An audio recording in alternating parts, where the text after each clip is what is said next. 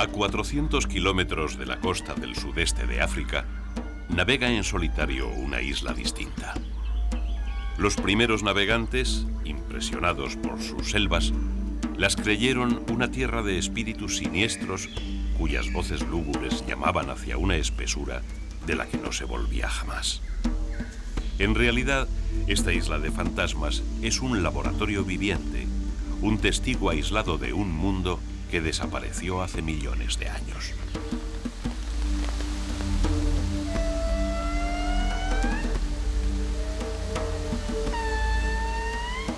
Madagascar ha vivido una historia independiente del resto del mundo. Aquí, los animales y las plantas han seguido su propio rumbo evolutivo. Y el resultado ha sido un lugar de patrones propios, un paraíso frágil donde viven cerca de 200.000 especies distintas de seres vivos, de las cuales más de 150.000 no se pueden encontrar en ninguna otra parte de la Tierra.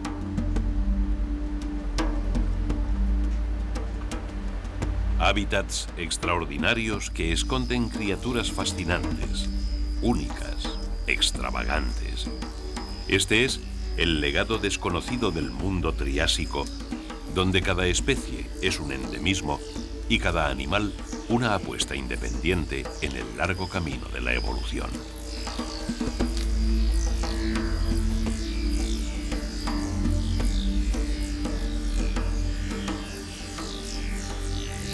Hace 65 millones de años, algunos de nuestros primeros ancestros emprendieron una travesía en solitario a bordo de Madagascar. En el continente se diversificaron en brutal competencia, pero aquí, en la isla independiente, sin competidores ni apremios, dieron lugar a unas criaturas únicas y fabulosas. Cuando los hombres llegaron a Madagascar y vieron estos extraños animales, los llamaron lémures, palabra que para los romanos representaba el alma de los muertos.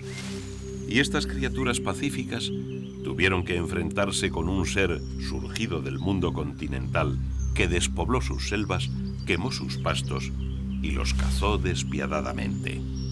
Hoy, los lémures están seriamente amenazados. Y en una carrera contrarreloj, la comunidad internacional está intentando encontrar las vías para asegurar el futuro de estas ánimas del bosque malgache.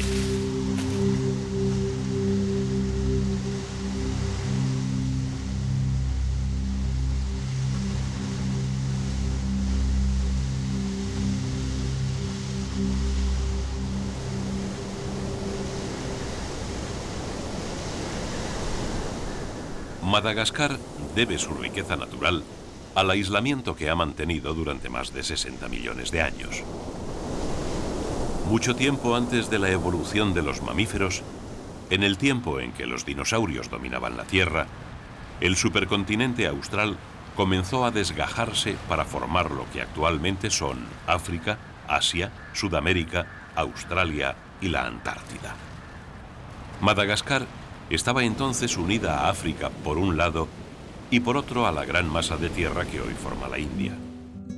35 millones de años después, la India y Madagascar se independizaron del continente y otros 80 millones de años más tarde, la primera siguió su camino hasta chocar con el continente asiático, mientras Madagascar permanecía aislada en mitad del Índico como un recuerdo de un mundo ya desaparecido.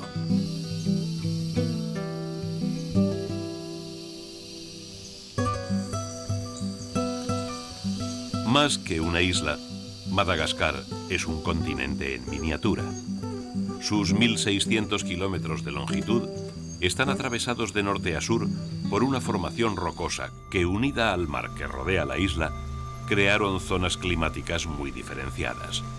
Como resultado, Madagascar cuenta con hábitats tan diferentes como numerosos. Los cortantes pináculos de Ankarana, llamados Tsingy por los locales, son parte de la elevación rocosa que diferenció los distintos mundos de esta isla errante. Al oeste, la tierra desciende suavemente hasta el mar, mientras que al este un escarpe escolta la banda costera, frenando los vientos del Índico, que descargan sus lluvias, dando lugar a una selva húmeda tropical. Vientos, corrientes, escarpes y latitud, los ingredientes para la diversidad de la vida. Solo es una isla de grandes dimensiones, pero en ella se encuentran áreas semidesérticas, bosques espinosos y caducifolios, áreas de montaña y exuberantes selvas tropicales. Un mosaico de ecosistemas que hace de Madagascar una síntesis de la lejana Gondwana, el supercontinente austral ya desaparecido.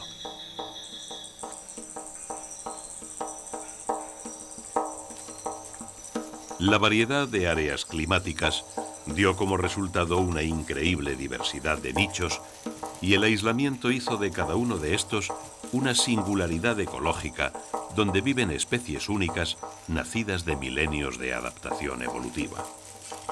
Nadie sabe con seguridad cuántas especies exclusivas viven en tierras malgaches, porque cada rincón, cada diminuto nicho, está ocupado por algún especialista que le sabe sacar provecho.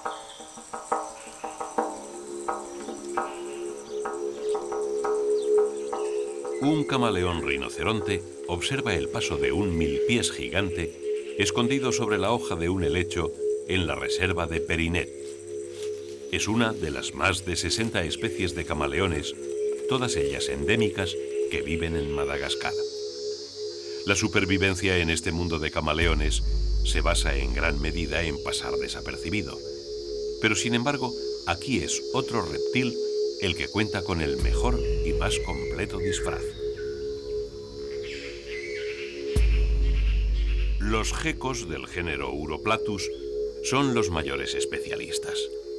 Este, un geco gigante de cola de hoja, apenas es visible aun cuando lo tienes frente a los ojos. Solo de costado se puede adivinar que sobre la corteza del árbol se esconde un temible cazador nocturno.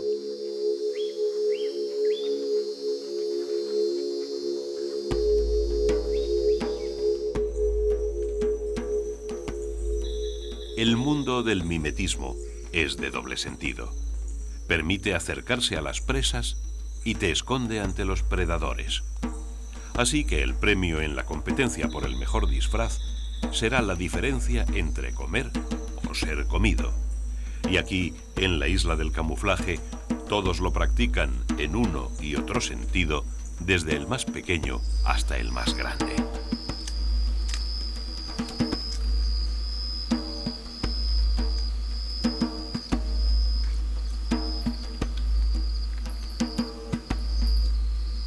Un camaleón de Parson, un gigante de más de 60 centímetros.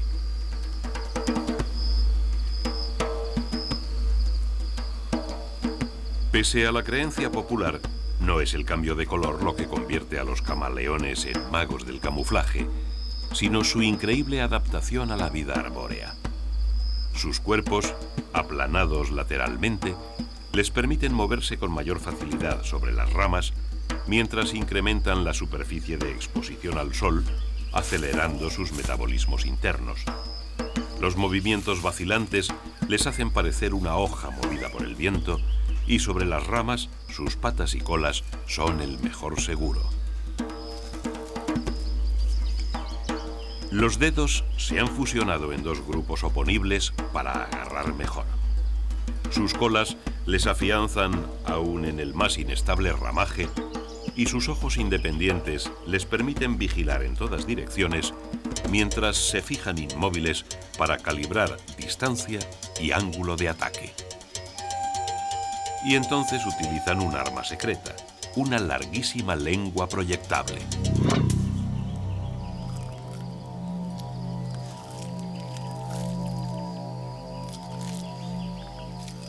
Ningún lagarto del mundo está más especializado. Y ninguno es tan certero en sus cacerías.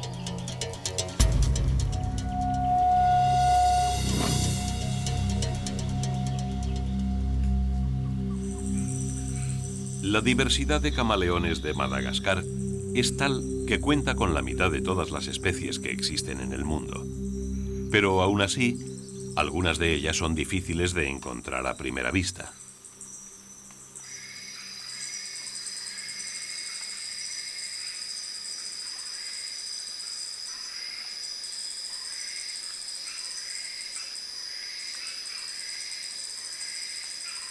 Este es un Brookesia, un camaleón hoja.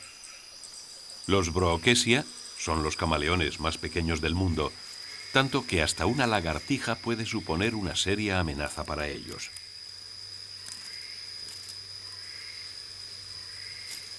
A diferencia del resto de los camaleones, estos diminutos miembros de la familia, que no superan los 3,5 centímetros de longitud, viven camuflados entre las hojas secas de la selva.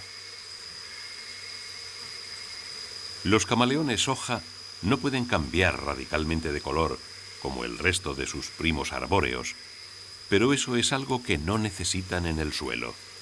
Solo tienen que parecer una de las muchas hojas muertas que lo cubren. Y eso es exactamente lo que imitan los Brookesia para pasar desapercibidos.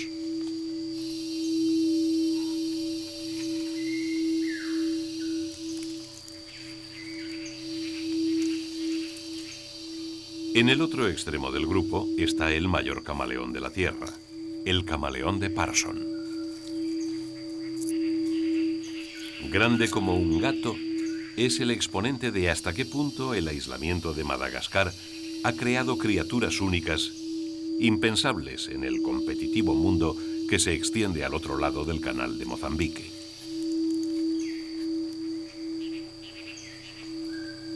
Todos los ecosistemas de Madagascar son una rareza en sí mismos, un experimento independiente de la naturaleza que los ha hecho únicos.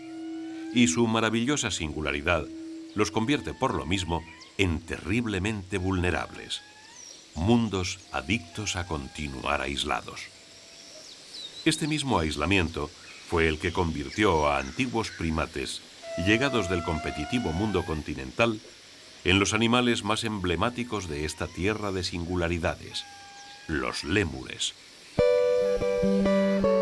Un grupo de sifacas de berro se alimenta de hojas en la reserva de Berenti, al sur del país. Como el resto de los lémures, son los descendientes de unos prosimios antiguos fugados de la tierra continental. A lo largo de millones de años, en los primeros tiempos de evolución de los primates, varios grupos ancestrales llegaron a la isla ya independizada del continente africano.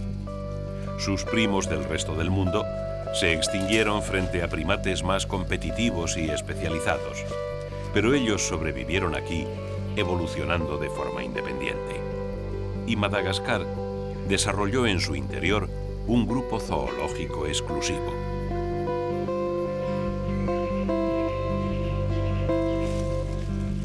Las manos y pies prensiles de los sifaka les permiten llevar una vida principalmente arbórea.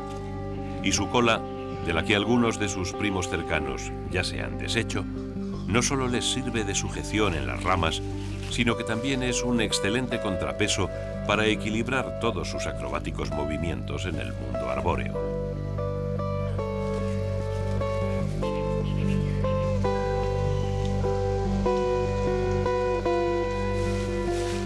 Ya sea en bosques de espinos, selvas deciduas o bosques galería como este, los sifacas de berro se alimentan principalmente de hojas durante la estación seca y de frutos y flores tras las lluvias estacionales.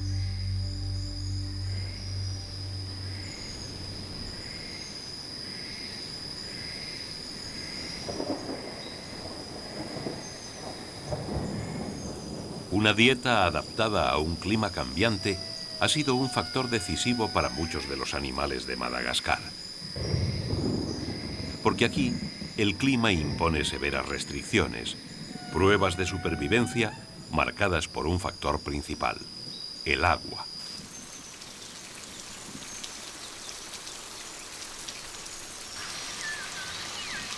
La isla de Madagascar está bajo los efectos de un clima tropical cargado de húmedas promesas. Pero la cordillera montañosa que atraviesa la isla frena los vientos que vienen del Índico desde el este, de forma que las lluvias que arrastran van disminuyendo paulatinamente hacia el oeste. En el verano austral, el monzón que se origina en el norte riega la isla en su paso hacia el sur, disminuyendo en intensidad a lo largo de su recorrido. Y estos dos factores determinan que cuanto más al oeste y más al sur se vaya en la isla, tanta más sequía y calor se sufrirán. El gradiente de humedad delimita la distribución de las especies. Estos indris reciben la lluvia benefactora en sus refugios aéreos de Analamazaotra, una reserva dentro de la franja selvática del este insular. Los indris son una de las especies de lémur que solo habitan en las selvas húmedas malgaches, y estas no existirían si no recibieran las copiosas lluvias que llegan del Índico. Pero en compensación, las mismas selvas le devuelven con creces el favor al clima y a las lluvias.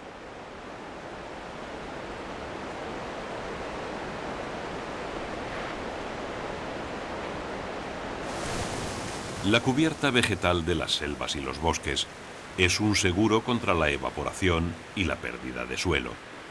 Los árboles retienen el agua caída con las lluvias y la devuelven paulatinamente a la atmósfera con su transpiración, de forma que puede volver a formar lluvias en un ciclo continuo. Y durante este lento ciclo del agua, el preciado elemento está disponible para todos los seres vivos del ecosistema.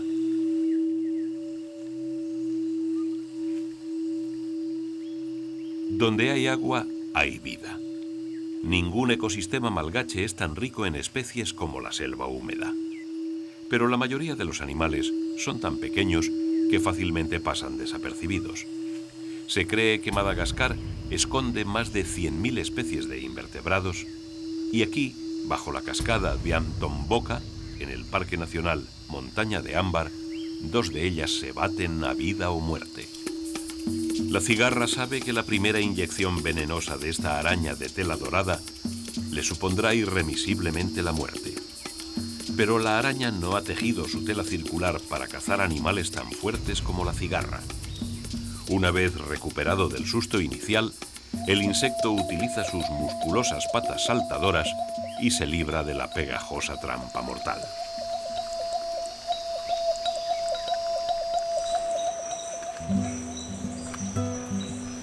Las precipitaciones determinan el mosaico de ecosistemas de esta isla camaleónica.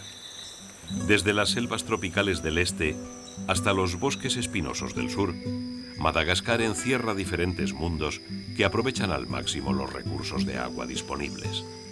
Y en cada uno de estos mundos cambiantes, un ejército de diminutos invertebrados se esconde desde los tiempos en que la isla se alejó del continente para evolucionar aparte, diversificándose en las más extrañas y sorprendentes formas. Estos son chinches hoja aplastada. En la parte posterior de sus abdómenes segregan una sustancia cerúlea con la que se van adornando de forma que parecen pequeños líquenes del árbol en el que viven y pueden así esconderse de sus predadores. En el otro extremo de la isla, en la profundidad del bosque seco caducifolio de Ankarana, al norte del país, otro animal deja la seguridad de las ramas en busca de frutos. La fruta supone cerca del 90% de la dieta de los lémures coronados. En grupos de 5 a 15 individuos se alimentan en los estratos bajos de la selva, dejando vigías que velen por la seguridad del grupo. Aunque los grandes mamíferos cazadores se quedaron en el continente al separarse Madagascar, la evolución ha dado también poderosos asesinos en la tierra de los lémures.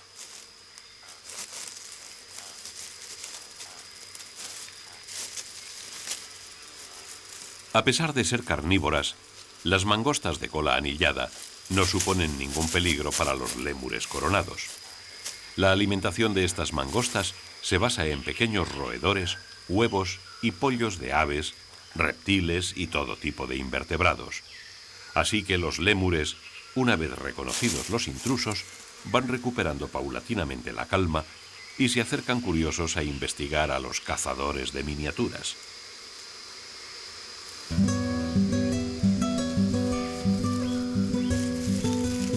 A pesar del reconocimiento visual y olfativo, los lémures coronados no acaban de confiar en los intrusos.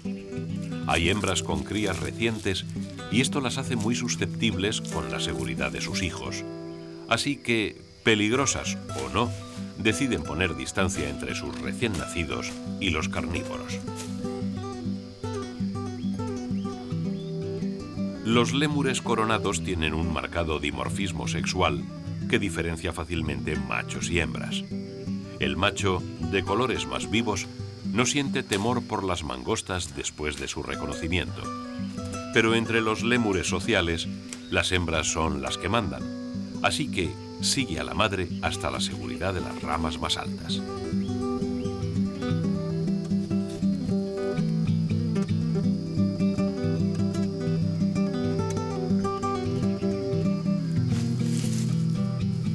Por su parte, las mangostas continúan buscando alimento ajenas a las tensiones de los pisos superiores.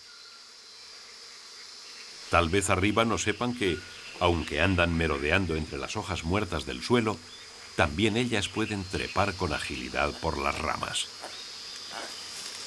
Las hembras del grupo de lémures se van transmitiendo la alarma según avanzan las mangostas, lo que permite a las madres alejarse de ellas con tiempo. Pero para el macho el hambre tiene prioridad, así que deja a su familia en lugar seguro y a pesar de los avisos y amenazas, baja al suelo en busca de frutas.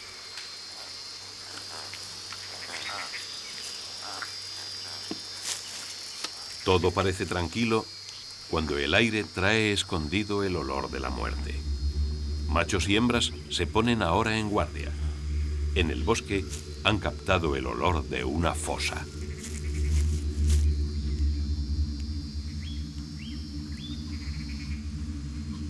Las fosas son los mayores carnívoros de Madagascar y estos sí se alimentan de lémures. Con ellas no hay seguridad en el suelo ni en los árboles porque trepan y saltan por las ramas con increíble agilidad. Así que el grupo entero pone pies en polvorosa y huye al interior de la espesura.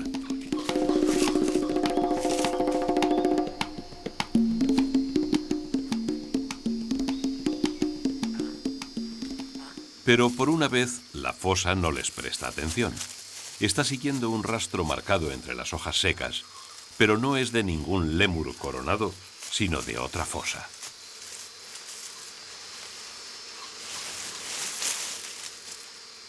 Durante unos días, la pareja estará ocupada en sus tareas amorosas, dando un respiro a los lémures. Pero solo será un descanso pasajero. No en vano la mitad de la dieta de este raro cazador malgache son precisamente los lémures.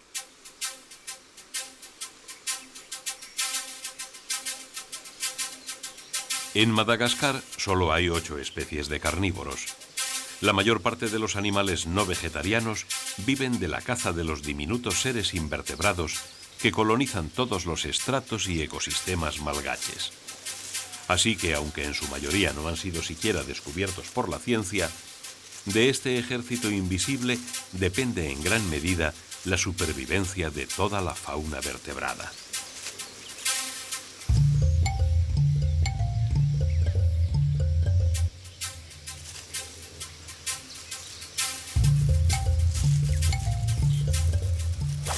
Esta iguana de collar caza grillos en el suelo del bosque de Ampijoroa, al noroeste del país. Como todas las especies de zonas secas, su dieta admite además frutas y hojas. Pero estas sabrosas cápsulas de proteínas son un bocado irresistible que no hay que dejar escapar. Desde una rama, una pareja de carracas de pico grueso han detectado también el movimiento de un grillo entre las hojas.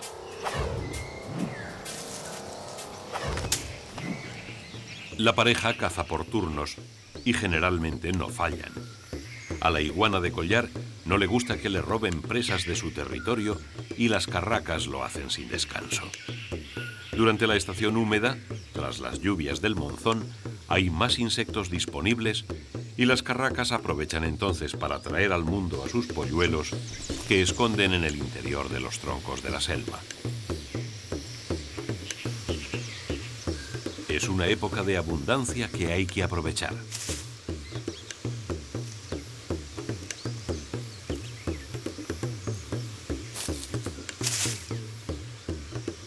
Las iguanas no tienen nada que hacer contra la competencia aérea de las carracas, pero este macho territorial vigila mientras caza. Es frecuente que entre las iguanas se invadan los territorios mientras se persiguen suculentas presas, y nuestro macho ha detectado a un invasor. Las colas espinosas sirven de aviso. Los cuerpos se tensan nerviosos. En este territorio solo cabe un macho y el que quiera cazar aquí tendrá que estar dispuesto a pelear. Pero pelear supone un gasto de energía terrible, tanto que podría no compensar la energía que se consigue con los sabrosos grillos del territorio. Así que antes de pelear hay todo un ritual de amenazas disuasorias.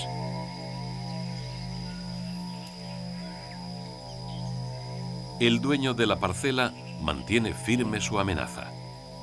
Y como suele pasar, esta guerra fría de señales visuales y exhibiciones disuasorias acaba con la retirada de uno de los contendientes.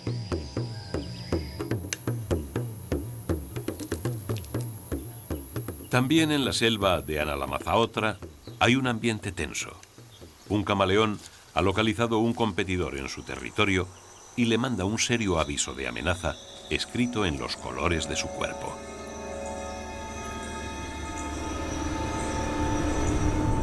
El color de los camaleones no viene condicionado por su entorno como se piensa comúnmente, sino por su estado de ánimo. Es, por decirlo gráficamente, su lenguaje corporal.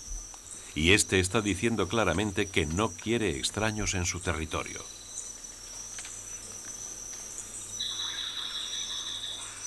Bajo la piel hay una batería de células cargadas de pigmentos. Mientras que en estado de reposo abren las células de pigmentos amarillos y azules que les confieren sus tonos típicamente verdes, cuando el animal se excita, son las que contienen pigmentos marrones las que se liberan, haciéndole cada vez más oscuro y amenazante. Y no son amenazas en balde. Si la disuasión no funciona, los camaleones utilizan métodos más expeditivos.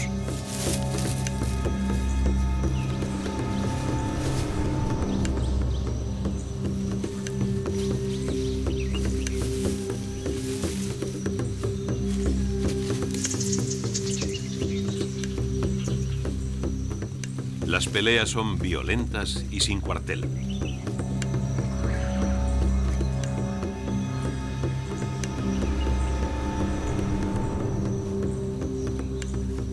Los contrincantes se muerden intentando inmovilizarse mutuamente mientras buscan la manera de tirar al enemigo desde la rama en la que luchan.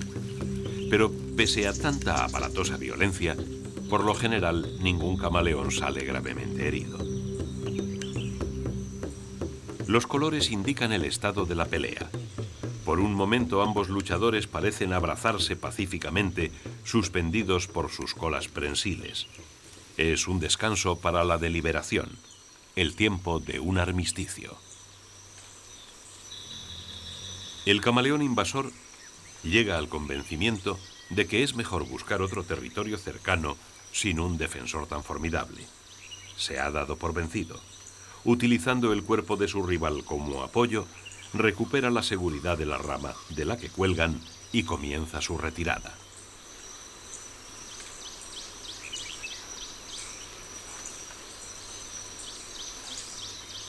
Pero el dueño de la rama no está seguro de las intenciones del rival vencido y no suelta su presa del todo hasta que también él recupera una posición en la que poder seguir luchando con igualdad de condiciones.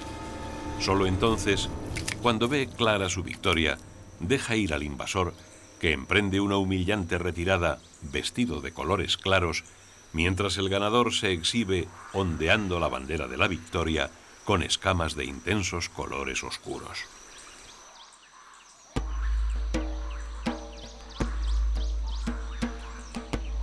Las selvas y bosques de Madagascar son un libro donde se ha escrito una evolución diferente, paralela a la del resto del mundo.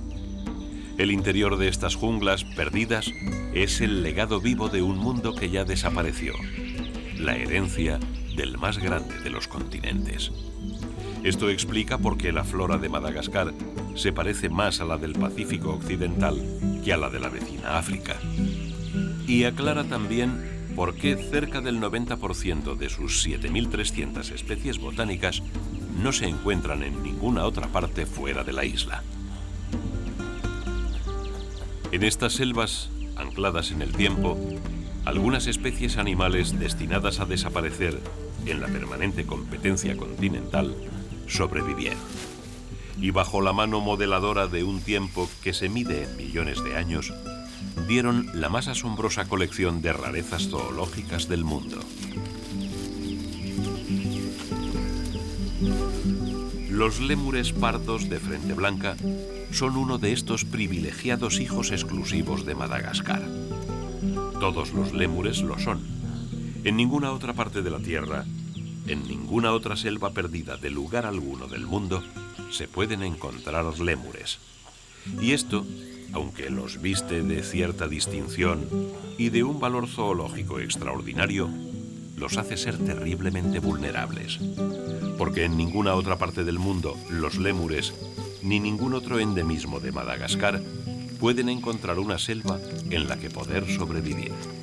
Y esta dependencia con su medio es lo que los está poniendo al borde del tenebroso abismo de la extinción. Ignorantes de la creciente deforestación de su isla, los lémures pardos se alimentan tranquilos bajo la protección de la Reserva Especial de Nosy Mangabey, un islote protegido al nordeste del país. Algo más al sur, en el mismo cinturón de selva lluviosa, un lémur de collar blanco y negro está atento a otro grupo de lémures pardos.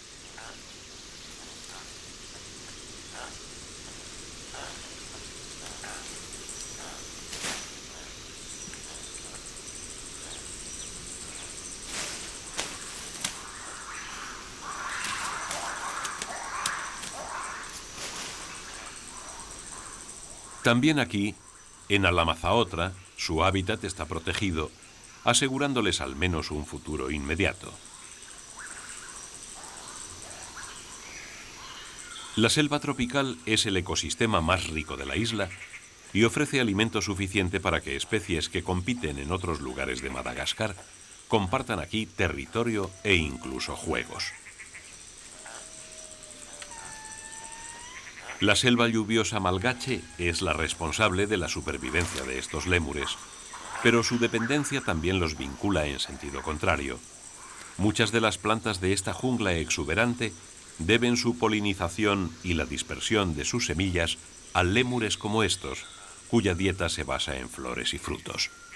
Así que los legendarios fantasmas del bosque malgache son en buena parte responsables de la supervivencia de sus selvas y, por tanto, del resto de las especies que comparten con ellos su húmedo interior.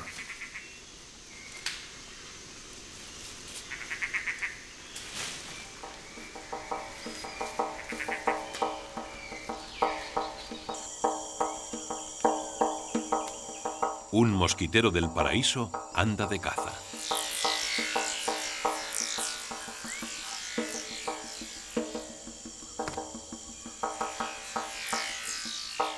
Después de las lluvias, también ellos, como las carracas de pico grueso, traen al mundo a su prole bajo la protección de la densa cubierta vegetal.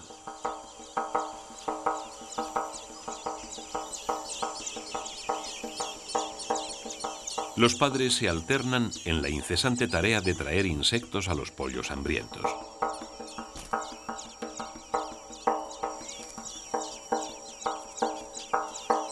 La selva antigua les alimenta y las nuevas generaciones llegan a un mundo de recursos que parece ilimitado. No saben que a apenas 10 kilómetros al sur, la selva entera está siendo devorada por una especie invasora infinitamente más voraz que ellos.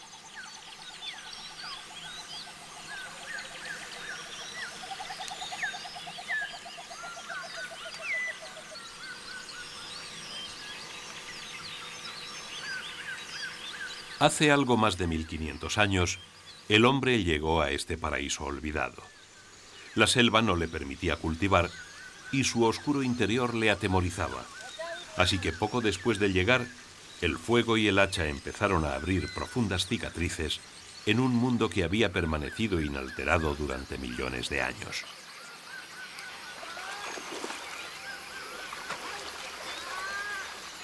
Mil años más tarde, casi 30 especies de grandes vertebrados malgaches habían desaparecido para siempre, incluyendo 15 especies de lémures, algunos tan grandes como los actuales gorilas, y el ave elefante, la mayor ave que haya existido jamás sobre la Tierra.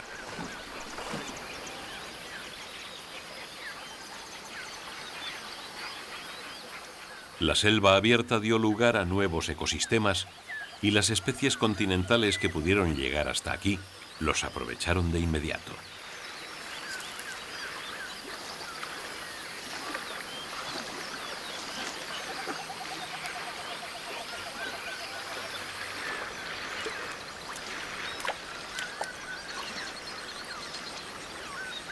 La mayoría, como esta garcilla azabache, que pesca atrayendo a los pececillos bajo la sombra de sus alas, llegaron volando. Pero muchas otras lo hicieron de la mano del hombre, que trajo ganado y animales de compañía. Era el relevo de la fauna independiente por la doméstica, el cambio de lo sorprendente y único por lo práctico y común. Para muchos de los endemismos de Madagascar, fue la peor de las calamidades. Sus hábitats exclusivos, frágiles piezas de un mundo aparte, desaparecieron. Y muchas de las especies de la selva empezaron a caer bajo las balas y las trampas del hombre invasor, que veía en ellas una fuente de carne, o en la mayoría de los casos, unos seres siniestros que le atemorizaban. Los antiguos fantasmas de los que hablaban los textos latinos. Las historias supersticiosas de los primeros pobladores son comprensibles bajo la luz de la ignorancia. La noche malgache está llena de sombras y muchas de ellas están vivas. Otros lémures distintos surgen con la oscuridad. Son los habitantes de la noche más antigua del mundo, los primates desconocidos de una tierra anclada en el tiempo.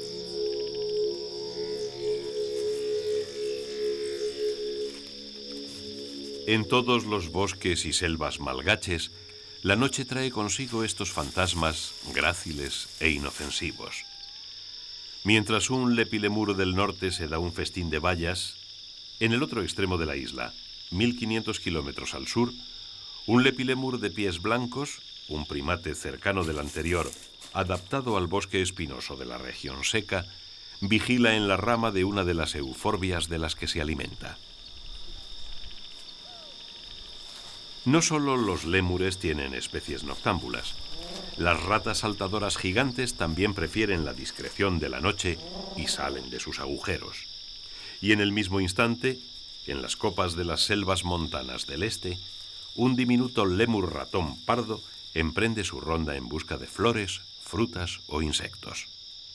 No importa en qué lugar, la noche malgache se mueve.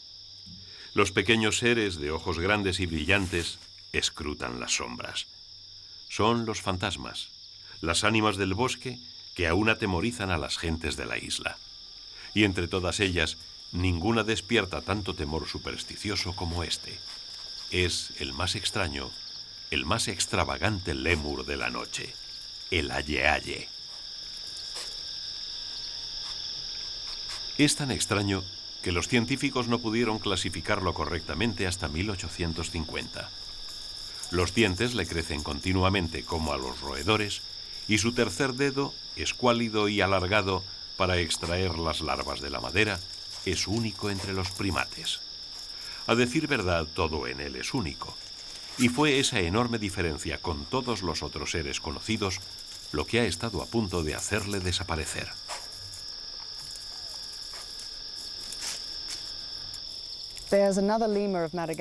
Hay otro lémur de Madagascar que es realmente insólito. Es rarísimo, lo que demuestra, en mi opinión, por qué Madagascar es tan importante desde el punto de vista zoológico para el mundo. Hablo del lémur llamado Aye Aye. Tiene un aspecto tenebroso, es negro, sus orejas rotan y tiene unos dedos largos y extraños. De hecho, la mayoría de los indígenas cree que les trae mala suerte y lo matan allí mismo. Ese es uno de los problemas en Madagascar, pero por supuesto el problema principal, tanto del Aye Aye como del resto de los otros lémures, es la destrucción de su hábitat. Desde que el hombre llegó a la isla, el mundo intacto que encerraba ha ido desapareciendo a un ritmo creciente. La mayoría de la población humana de Madagascar vive en comunidades rurales que dependen directamente de la tierra y los bosques. La tala y la quema abren la selva para siempre, llevándose con ellos el mundo irrecuperable de cientos de especies endémicas. Una herencia biológica única por su aislamiento. Un tesoro evolutivo que la comunidad científica lucha por defender, aún antes de comprender totalmente la asombrosa importancia que tiene.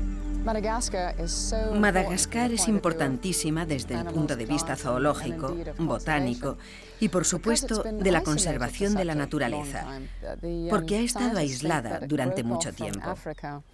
Los científicos piensan que se separó de África hace 160 millones de años. No puedo siquiera imaginar una duración semejante, pero es mucho tiempo, suficiente para que la evolución siga su curso. Y por ello hay animales y plantas en Madagascar que no se encuentran en ningún otro lugar del mundo. Pero el hombre llegó a Madagascar hace unos 1500 años y empezó a hacer lo que hacen todos los seres humanos del mundo cuando llegan a un sitio nuevo: talar los bosques y abrir tierras para los cultivos y los pastos de los animales.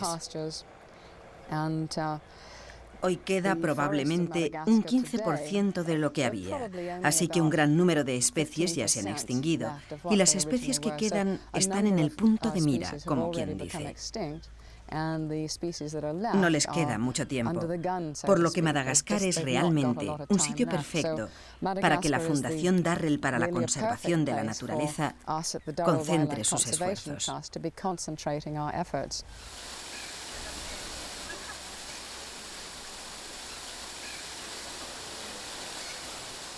Pioneros en la conservación del patrimonio ecológico de Madagascar, la Fundación Darrell para la Conservación de la Vida Salvaje se ha convertido en la mayor garantía de supervivencia de muchas de las especies animales del mundo.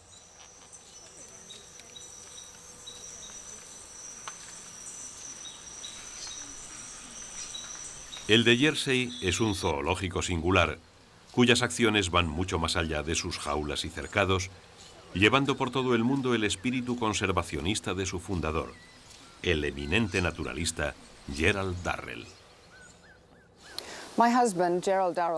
Mi marido, Gerald Darrell, sentía verdadera pasión por los animales de toda la vida, desde que era un niño. Y siempre quiso ir a lugares salvajes y recoger animales para traerlos a los zoológicos. Bueno, pues cuando reunió un poco de dinero, a los 21 años, se lo gastó todo en estas expediciones y estuvo en África, Sudamérica y empezó a recoger animales para traerlos a los zoológicos de Gran Bretaña. Pero se empezó a dar cuenta de que los animales no sobrevivían mucho tiempo en aquellos zoológicos de entonces. También se dio cuenta, cuando regresaba a lugares donde había estado trabajando, que quedaban menos animales o que habían desaparecido del todo por la actividad de los seres humanos de la zona. Ya sabes, talan el bosque para la agricultura o cazan demasiados animales o cosas de ese tipo.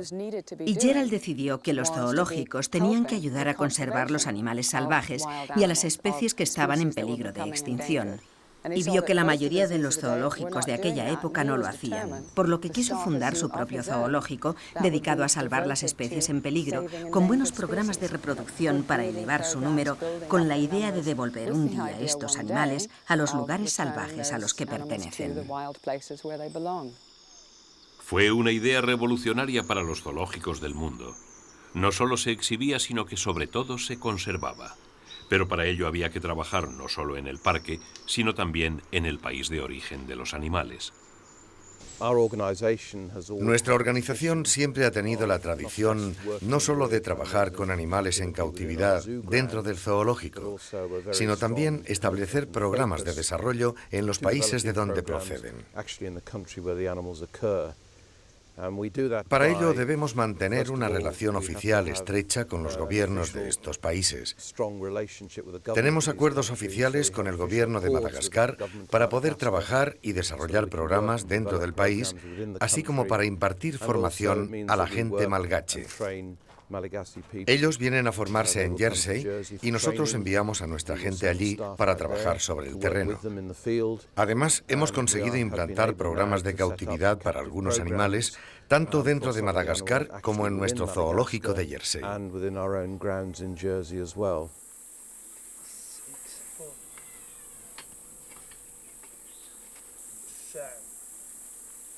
Las acciones que la Fundación lleva adelante para salvar las especies se basan en la educación y concienciación locales, donde se intenta que los bosques y sus criaturas reviertan beneficios para las comunidades humanas que los habitan.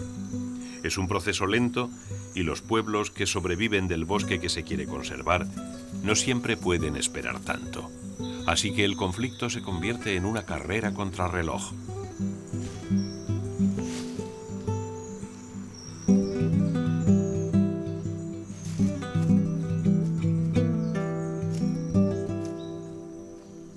Estos sifacas de Berró ven desaparecer día a día su selva.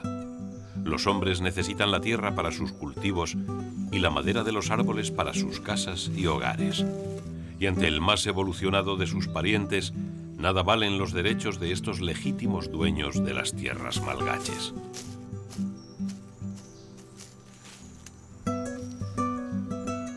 La antigua espesura de los sifacas se abre ahora en extensos campos de sisal. Y a su especie se le está acabando el tiempo.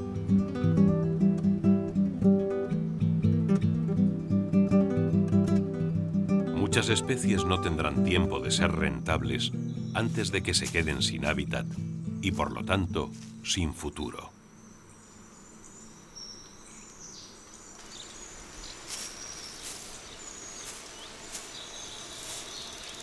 Los sifacas, como tantos otros endemismos de Madagascar, no pueden sobrevivir en los campos abiertos de los cultivos humanos.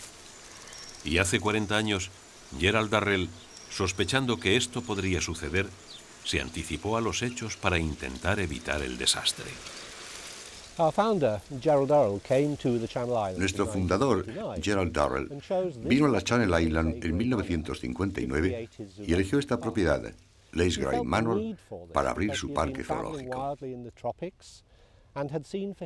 Cuando estuvo viajando por los trópicos, fue testigo de primera mano de la destrucción de las selvas y decidió que, utilizando las técnicas de la reproducción en cautividad, especialmente con las especies en peligro de extinción, podría lograr que en un futuro se devolvieran estos animales a su medio salvaje. Esto significa que nuestro zoológico tiene hoy unos 40 años. El mundo, de forma creciente, se está empobreciendo más y más por la destrucción de las selvas tropicales y, por supuesto, de otras áreas naturales. Y las especies que habitan en ellas están en un declive importante. A nosotros, como conservacionistas, nos gustaría jugar un papel en el proceso de toma de decisiones sobre la utilización de los recursos naturales del planeta.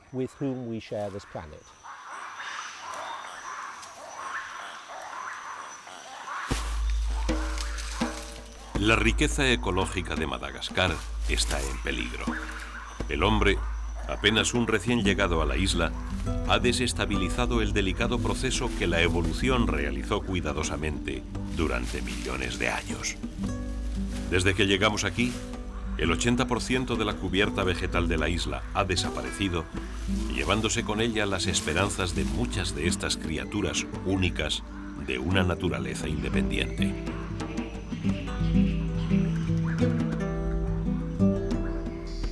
Cazadores y presas, esquivos vegetarianos o poderosos carnívoros, Todos dependen de los hábitats exclusivos de este mundo aparte. Un mundo que perdió el aislamiento que lo hacía invulnerable.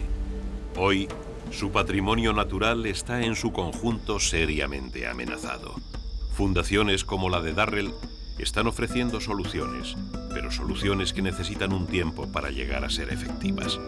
Y tiempo es lo que no tienen muchas de estas extraordinarias criaturas, estos fantasmas silenciosos de las junglas de Madagascar.